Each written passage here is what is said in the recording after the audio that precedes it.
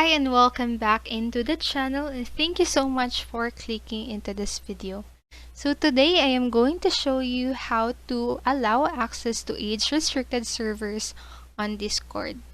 So first, what you are going to do is to simply open the app on your device, and after opening the app you will see this on your screen, and then just go and click this gear icon on the bottom part of your screen, and this says user settings.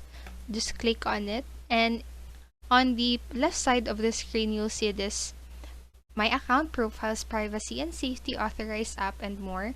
So just click on to the privacy and safety and just scroll down until you see this on your screen that says allow access to age restricted servers on iOS, and you'll just need to toggle it on.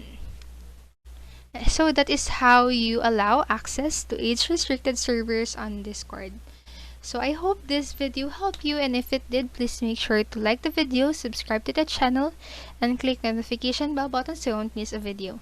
Thank you so much for watching and have a great rest of the day. Bye-bye.